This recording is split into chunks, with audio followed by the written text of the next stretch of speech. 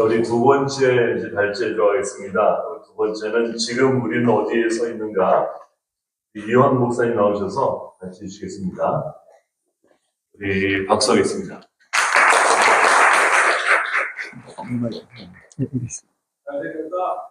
할렐루야. 제가 안경을 안 갖고 와가지고 조금 인상을 좀 찍으도록 하겠습니다. 사실 올해 초 이 행사가 운영위원회를 할 때 처음에 뭘로 모이게 됐냐면은 이번 이제 올해가 입법총회가 있으니까 입법 TF로 저희들이 좀 모여서 이번 입법총회는 우리 새물결이 좀 어떠한 제안들을 하고 개혁적 입법을 좀 내놓을까 얘기를 한창 했습니다. 하다가 속칭 말로 현타가 온 거예요. 뭐냐면 그렇게 입법을 해서 뭐 하냐 하는 이제 그런 새물결이 그동안 계속적으로 여러 가지 개혁 입법안에 대한 안들을 냈는데 과연 그래서 이 감리교회가 어떻게 달라졌는가를 생각을 해보니까 갑자기 이제 서로 이렇게 멍해진 거죠. 그래서 이 행사를 계획을 한 겁니다. 우리가 구체적으로 입법 총회에 뭔가를 내고 그거를 법안을 올리고 뭐 하기 위해서 여러 가지 에너지와 자원을 쓰기보다 정말로 우리가 근본적으로 우리 감리교회 문제를 좀 진단하고 새물결 나름대로 좀 우리가 이런 방향으로 우리 감리교회가 나가야 되지 않느냐라고 하는 이 현장의 이야기를 좀 모아야 되겠다. 그리고 그거를 좀 구체화하는 것이 더 필요하지 않겠는가 생각을 해서 이렇게 네 차례의 세미나를 이제 계획을 하게 됐는데 오늘이 이제 어디에 서 있는가라고 하는 것이고 이제 다음의 계획들에 이제 우리가 어디로 갈 것인가라고 하는 뭐 이제 이런 거가 계획이 되어 있기 때문에 제가 오늘 말씀드리는 건 우리 이 자리에 계신 우리 회원 여러분들이나 우리 모두가 사실 잘 알고 있는 그런 얘기들입니다. 그래서 저는 오늘 이정배 선생님 말씀 이렇게 들으면서 이미 우리가 가야 할 원칙적인 길들에 대해서는 우리 이정배 선생님이 다 말씀해 주셔서 너무 기쁩니다. 근데 이제 구체적으로 우리가 서 있는 자리에서 우리 이정배 선생님이 말씀하신 우리가 성서적이고 한국적이고 생명적인 그런 진정성 있는 교회로 우리가 나아가기 위해서 오늘 우리가 서 있는 자리 좀 감추어져 있는 것도 있고 우리가 오해하고 있는 것들을 좀 하나 말씀을 좀 드리도록 하고 저는 이렇게 길게 하지 않고 우리 여기 의원분들 좀 이렇게 토론하고 하는 시간을 좀 더 많이 갖도록 하겠습니다. 하나 예를 들면 지난해 감독회장 선거는 정회원으로 투표권이 확대가 된 뒤에 처음 열리는 선거였습니다. 감독 선거는 한 번은 했어요. 연예 감독 선거. 근데 감독회장 선거는 정회원 선거권 확대된 이후 처음 이루어진 건데 그래서 후보들이 대단히 기대감들을 갖고 있더라고요. 뭔가 달라질 거다. 이제 정 1서부터 투표를 하니까 젊은 세대 또 확대가 되니까 이제 장로만이 아니라 장로가 적은 교회는 젊은 권사들까지 이제 권사들까지 투표권이 다 내려왔기 때문에 이제는 좀 돈도 못 쓸 거고 달라질 거다 뭐 이런 이제 기대감들을 후보들도 갖고 있었고 사실 뭐 우리 모두가 좀 달라지지 않았겠는가 했는데 그러나 우리가 결과를 보듯이 선거권 확대에 따른 어떤 변화는 없었습니다. 저는 좀 심하게 평가하면은 이젠 젊은 교역자들도 속늙은이들이 되어서 사실 별반 다를 생각이나 판단이 없이 유보한 채 아주 보수적인 입장을 취한 결과가 이번 감독회장 선거였다라고 생각을 합니다. 여기에는 모두 조금 어떻게 보면 아까 이정배 선생님이 발제하실 때 자본의 힘에 굴복한 교회에 저는 아주 대표적인 사례가 이번 감독회장 선거라고 생각을 합니다.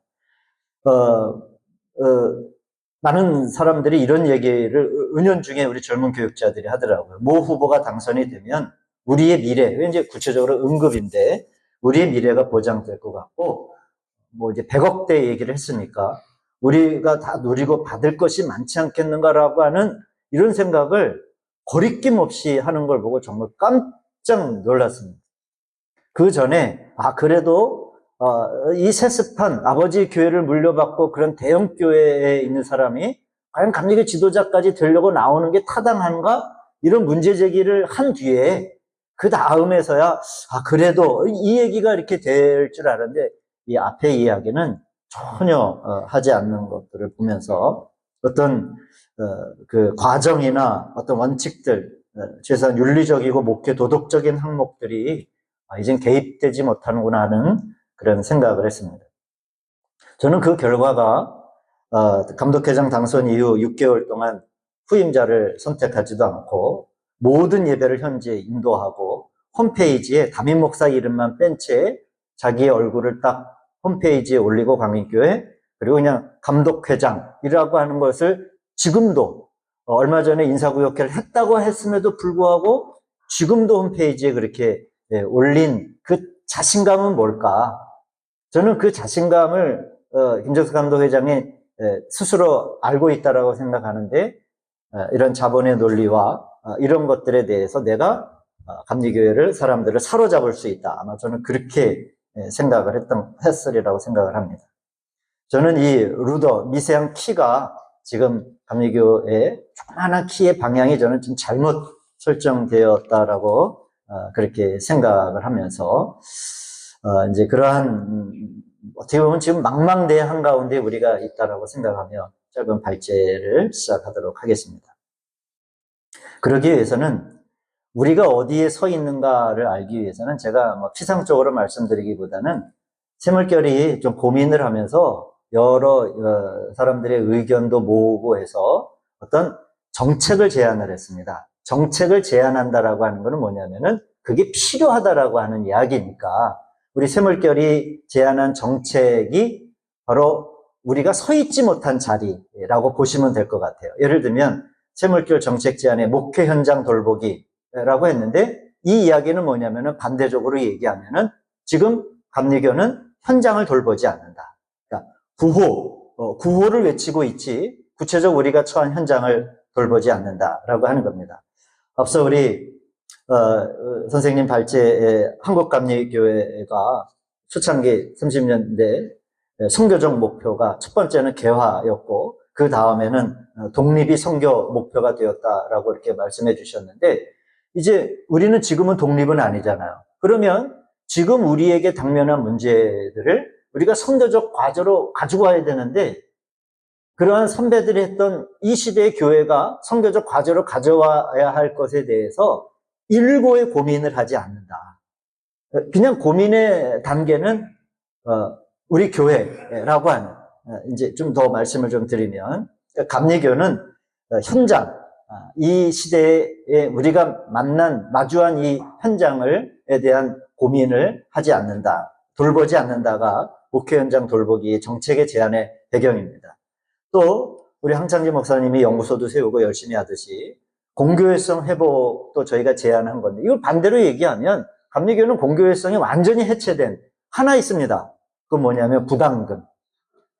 부담금에서만큼은 공교회성이 아주 광고해요. 회원권도 제한할 만큼. 그러나 그 이외에는 전혀 실제적 완벽한 개교회주의로 회귀된 상태라고 할 수 있죠. 또 건강한 감독 선거를 정책 제안으로 내세운 건 뭐냐면 반대로 선거가 미쳤다. 제가 이제 새물결에서 정책위원장을 오래 했기 때문에 좀 말이 좀 거칠어도 이해해 주시기 바랍니다. 미친 선거라고 할 수 있어요. 예를 들면 저희 중부연회가 이제 감리교에서 제일 크잖아요. 뭐 연회로는 제일 크잖아요. 지난달에 벌써 다음 감독 선거 모임을 시작했습니다. 그래서 이제 저의 선배가 되면 벌써 이제 80년대 초반 학번이면은 이제 얼마 은퇴 안 남는 사람인데 전화 와서 부탁을 하는 거예요. 모임이 있으니까 후배들을 좀 보내든지 어떻게 해달라고. 벌써 시작을 했어요. 일상감리. 미친 거예요. 저는 미쳤다라고 밖에는 말을 할 수가 없습니다. 자, 제가 이제 AI 자료를 좀 감리교회에 좀 넘기시면은 이렇습니다. 지금 우리 교인 수가 이 AI가 얘기하는 30%가 감리교회 감소했다라고 합니다. 14페이지인데. 그리고 젊은 세대가 급속하게 탈출하는 거는 잘 아실 것이고 극보수와 된 것도 우리 선생님이 앞에서 이미 다 말씀해 주셨습니다. 이런 위기적인 상황에서 중간입니다. 감리교회의 지도력들이 내놓은 대안이 있습니다. 이제 교인 감소, 젊은 세대의 탈출, 그리고 방향을 잡지 못하는 역동성이 없는 죽어가는 신앙, 대단히 위기적이잖아요. 그러면 이 위기적인 주제 앞에 뭔가 대단한 고민과 그 대안을 마련을 해야 되는데 마련했어요. 그게 이제 지금 감리교 그 감독회장이 쭉 연회를 돌면서 이제 간담회를 하고 했던 것에 하나 이제 나오는데 어떤 대안을 내놓냐면은 전 두 가지로 정리하는 게 전도와 기도예요. 이거는 우리의 기본 아닙니까? 이건 우리가 그냥 예수 믿는 사람이라면은 그냥 해야 되는 일이잖아요. 그런데 이 위기 앞에 교인이 감소한다라고 하면은 왜 감소하는지를 찾아야 되는데 전도한대요. 교인이 감소하니까 전도해야 된대요. 이게 얼마나 유아적인 사고입니까? 저는 이 기도와 전도라고 하는 것에 대해서 뭐 다른 신앙적 명제를 내놓을 뭐 실력은 없습니다만 지금 우리는 어디에 서 있는가 세미나의 주제이니까 조금 지난 것도 아니고 올해 감리교 논의 구조들을 결정한 것을 몇 가지 소개를 하면은 이제 이렇습니다. 이제 본부가 지금 감리교 지도력이나 실행이나 또 연회 감독들이 바라보고 있는 감리교의 자리예요.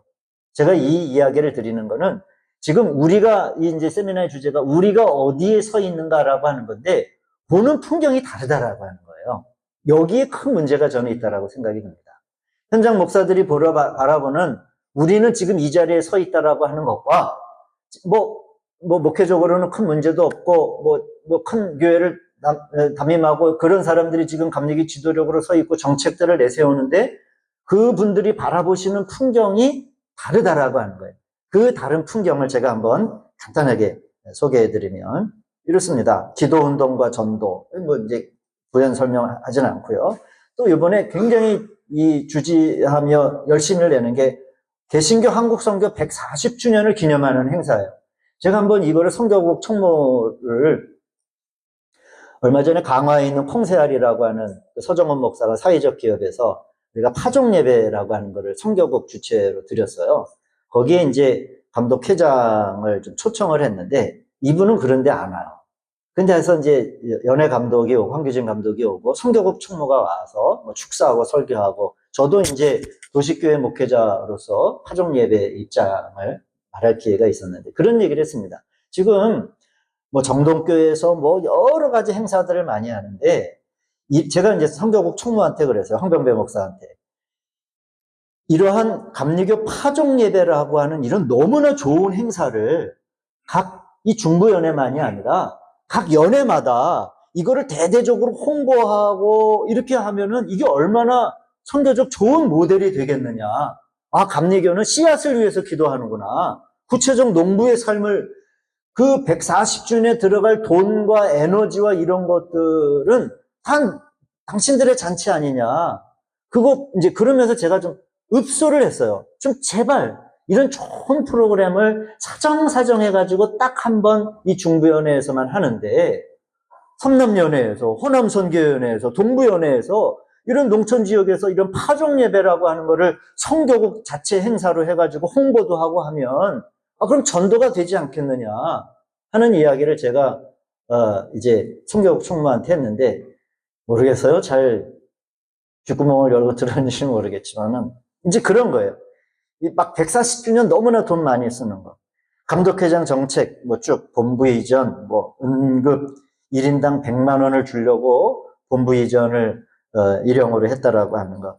감리교 본부 개편. 연해 지방의 재편 제가 쭉 있습니다.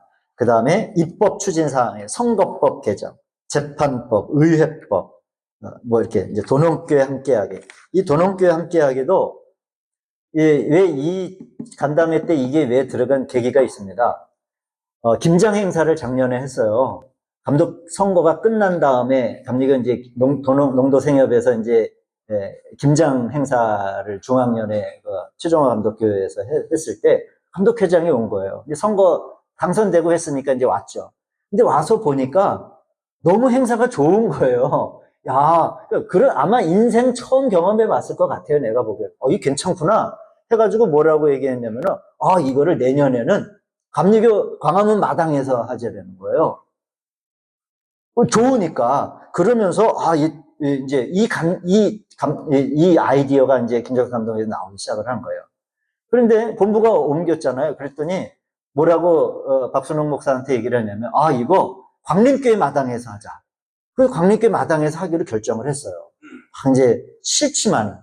근데 그 강남 한가운데서 금장 행사 안 되니까 그러지 하고선 했는데 또 바꿨어요. 그러니까 이제 이 사람들이 지금 반발하고 있는데, 아니다. 감림교회 마당에, 저희 담임 목사가 아닌데, 어떻게 될지, 그래서 지금 어디서 하기로 결정을 했냐면, 일용연수원에서 하기로 했어요. 그러니까 이제 본부 직원들이 다 뿔따구가 났어요. 그리고 본부 직원들이 다 김장을 버무리는 걸로.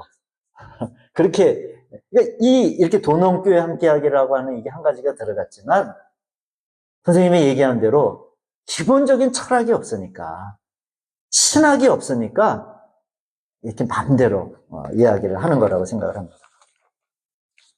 다음 세대 살리기. 저는 깜짝 놀랐습니다. 탁상, 우주적 상상의 결과라고 생각을 해요. 저는 이런 정책 발표를 보며 16페이지입니다. 사실 드는 생각은 행사는 하겠지만 이루어지는 것은 하나도 없겠구나 하는 생각이 제일 먼저 들었습니다.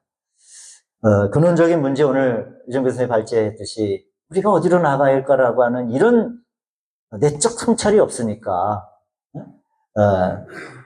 이를 치르자라고 하는 입장이 반영된 제안들이었다라고 생각을 합니다. 우리가 서 있는 자리는 이렇지 않은가? 제가 이제 정리 두 가지로 합니다. 허망한 구호들이 너무 많아요. 제가 이걸 저는 허망한 구호들이라고 했는데 선생님 말씀 들으면서 정리가 됐어요. 왜 허망한 구호들이 이렇게 나올까?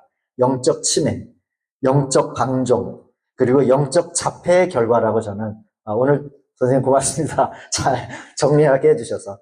그러니까 허망한 구호들이 나와요. 예를 들면 한 가지만 제가 오늘 고발하는 자리이기도 하니까 이 중부연의 김찬호 목사가 이제 그 감독되기 전서부터 200만 전도운동 본부위원장도 하면서 엄청나게 열심히 하고 중부연의 돈도 많이 썼습니다. 많이 쓰고 본부 돈도 많이 썼어요. 그러면서 200만 전도운동을 가열차게 했는데 이게 우리 중부연의 회의록에 나온 겁니다. 그러니까 김찬호 목사가 전력을 다해서 200만 전도운동을 했어요. 미친 척하고 했습니다. 예를 들면 저하고 한 6개월 정도 제가 감리사 할 때 김찬호 감독이 이제 새 감독이 이렇게 6개월 동거하는 시간이 있잖아요. 매일 감리사 협의회를 하는데 교회마다 돌아가면서 하잖아요. 그러면은 보통은 이제 11시에 모이는데 10시에 오라는 거예요. 10시부터 1시간 전도를 하자는 거죠. 감독이 나가고 감리사들이 나가서 전도를 하자는 거예요. 그래서 한 번도 안 나갔지만 저는. 이제 다른 감리사들은 울며 겨자 먹기로 막 나가는 거예요. 나가서 띠 두르고 그렇게 열심히 했어요. 그런데 결과적으로는 2022년도 연회 회의록을 보면은 25만 명인데 그 다음 해에 9,700명이 감소를 합니다. 그리고 24년도를 보면은 3,000명이 감소를 해요. 그래서 저희가 그러지 않습니까? 성도 수가 한 100명 정도가 되면 교회가 담임 목사 생활비를 책임질 수 있어요. 지금 우리 수준에서 보면. 그러니까 도합 200만 전도 운동을 열심히 했는데 자립할 수 있는 130개 교회가 없어진 거예요.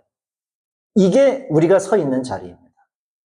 더 이상 헛된 구호로는 우리의 서 있는 자리를 돌파할 수 없다라고 하는 지난 수방 시간 동안 우리 감리교는 수백만 명 전도하려고 애썼습니다. 300만 명에서 시작을 해서 좀 폼이 줄어가지고 200만 명까지도 오고 100만 이런 그리고 100년 기도 운동도 시작이 됐는데 그 다른 것 다 우리 중부연회의 예와 다르지 않습니다. 연회 행정은 우리 이 자리에 계신 우리 회원분들 잘 아시겠지만은 농공 행상으로 자리를 차지한 정치꾼 목사와 장로들로 채워진. 제가 오늘 이제 여기 교회 동방교회 오는데 연회 총무가 이제 전화가 왔어요. 연회 총무가 저하고 이제 동기이기도 한데 그러면서 뭐 이제 다른 이야기를 하다가 이번에 이제 윤여건 목사가 이제 정직 7개월, 10개월인가요? 10개월을 받았잖아요. 그런데 최근에 똑같은 고소인으로 이훈이라고 하는 친구인데 똑같은 고소인으로 권면서를 또 받았습니다. 이제 고소가 또 다시 이제 시작이 됐어요.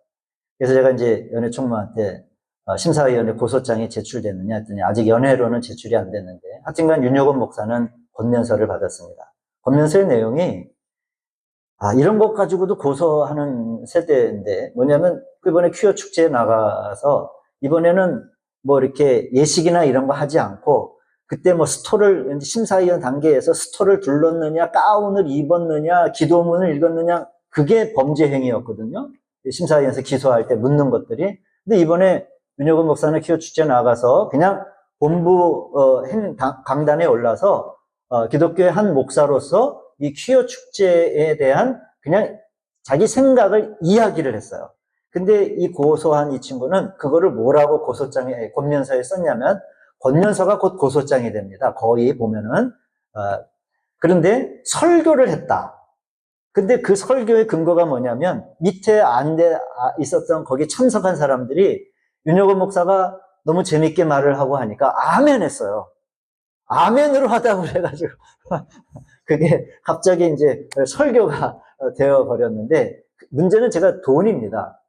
이게 돈 700만 원을 내야 되는데 돈이 어디서 이윤이라고 하는 친구 교회가 아주 성도가 거의 없는 교회인데 이제 김찬호가 동성애 대책위원장을 세워놔가지고 이제 그 고소를 진행했는데 돈이 어디서 났냐 했더니 이번에 중부연회 여선교회에서 뭐 어떻게 이전에 동성애 대책위원회에 주기로 약속한 700만 원을 막 떼를 써서 달래가지고 그 돈이 700만 원이 지금 들어갔다는 거예요. 그래서 그 돈을 가지고 아마 이후 고소를 진행할 거라고.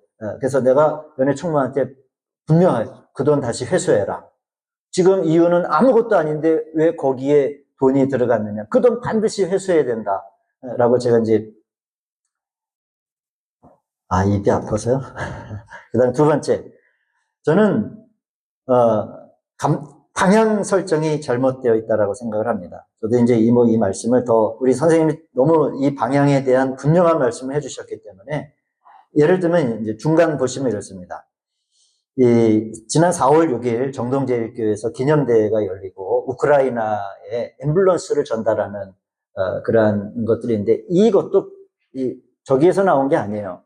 고난 받는 이들과 함께하는 총무 전남병 목사가 이 행사에 참여를 해가지고 이왕이면은 감리교에서 뭔가를 하려고 하면은 그런 구급차라든지 이런 구체적인 것들을 해야지 된다. 그렇게 전남병 목사가 주장을 해가지고 이 우크라이나의 구급차 전달이 된 거예요. 그런데 뭐 그 공이 뭐 감독회장이 갖고 그건 상관없잖아요. 실제적인 도움이 되면은 좋으니까. 그런데 여기에서 첨언을 이렇게 얘기를 합니다. 감독회장은 지방회별로 웨슬리 기념연합 집회가 또 8월 하디 집회를 꼭 개최해서 청년들이 모임을 통해서 변화가 일어날 수 있도록 하자고 권장했다. 저는 지금 청년과 청소년들이 웨슬리 연합성에 나와가지고 그들의 생각이 바뀌고 그들의 가치관이 달라질 거라고 하는 이 상상력이 너무 부러워요. 너무 부러워. 어떻게 이렇게 생각하지? 예를 들면 우리 지방에 연합 집회를 하면은 청년들은 그 교회의 찬양팀 쓰는 애들 위에는 단 한 명도 나오지 않아요. 그러니까 얼마나 우리가 서 있는 자리가 어디에 있는지를 모른다. 그러니까 자기의 기억만 있는 것 같아요. 광림교회 기억, 아니면은 우리 교회의 기억만. 그러니까 청년들이 집회를 통해서 변화된다라고 생각을 하는 것이죠.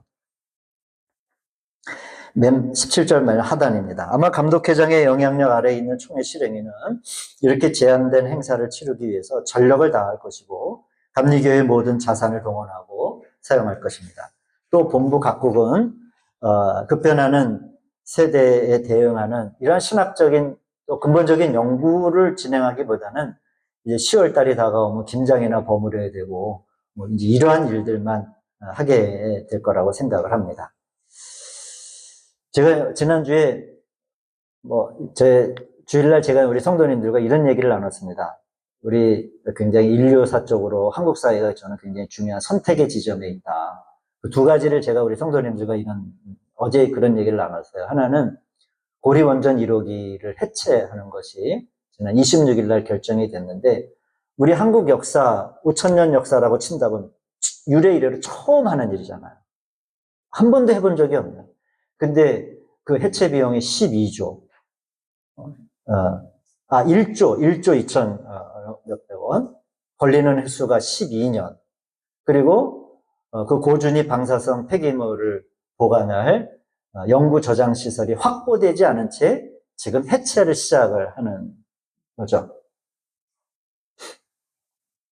저는 이제 우리가 어떤 대안적인 세상으로 들어갈 때 에너지의 문제, 이건 기후위기와도 관련이 있기 때문에, 또 두 번째는 AI의 오픈 AI라든지 빅데이터 회사들이 구글이라든지, 예전에는 그게 금기시됐는데 이 AI 기업들이 군사적 협력에 대한 조항을, 내부적 조항을 삭제를 했다고 합니다. 그래서 군사적 시뮬레이션을 지금 이렇게 시행하고 있다는 거예요. 그래서 예를 들면 중국은 2년 내에 AI 킬러 로봇을 전장에 배치하는 것을 공언을 했대요. 그리고 AI 사령관을 지금 계속 개발하고 있다고 합니다. 그러면 가장 전쟁에서 이길 수 있는 AI가 시나리오를 짠 다음에 그것을 인간 사령관에게 전달하는 거죠. 그리고 사람은 그것에 대해 수정할 수 있는 능력이 안 되니까 그 AI가 보낸 전술 그대로 전쟁을 치르는 거. 또 미국 같은 경우는 미국의 빅데이터 회사가 이번에 시뮬레이션을 했는데 AI 드론에게 이런 명령을 내렸다고 합니다. 저기 있는 지대공 미사일 기지를 파괴를 해. 그런데 그때 방해 요소가 있다면 제거를 해. 정확하게 이 AI 드론은 그 방해 요소를 사람으로 설정을 했대요. 사람을 죽이는 시뮬레이션 결과 행동을 나타냈다라고 하는 거죠. 이제 제가 이런 말씀을 왜 드리냐면, 우리는 참 급변한 세대에 또 새로 당면한 우리 인류가 처음 겪는 많은 일들이 지금 막 물밀듯이 이 교회에 다가오고, 우리의 청년들은, 우리 젊은 다음 세대들은 거기에 무방비로 노출이 되어 있고 할 때, 우리가 전혀 그런 것에 대응하지 못하고, 집회를 통해서, 저는 자꾸 하디를 기념하자 그러는데, 죄송합니다만, 나는 왜 자꾸 그 기념하는지 모르겠어요. 어쨌든 다른 좋은 의미가 또 있겠지만은, 우리가 앞으로, 저희는 이제 제가 여기까지만, 제가 발제를 마치면서 이렇습니다. 아까 우리 선생님 말씀 중에서 제국 안에 살지만 그에 속하지 않는 자로 사는 것. 이 땅에 살지만은 땅에 속한 자가 아니라 이 땅을 하나님 나라로 만들려고 하는 어떤 시도, 그리고 도전, 그리고 견뎌내는, 그리고 우리 서로 간의 격려, 그리고 자랑이 지금 우리가 서 있는 자리에서 필요하지 않겠는가, 그렇게 생각을 하며, 저는 우리 중앙연회에서 진행한 이런 모임과 또 우리 새물결들의 이런 모임이 제국 안에 살지만 제국 안에 속하지 않는 자로 살아가는 것에 있어서 단초가 되고 또 서로 간의 도전과 위로가 되는 그런 복된 모임이 되었으면 좋겠습니다. 고맙습니다.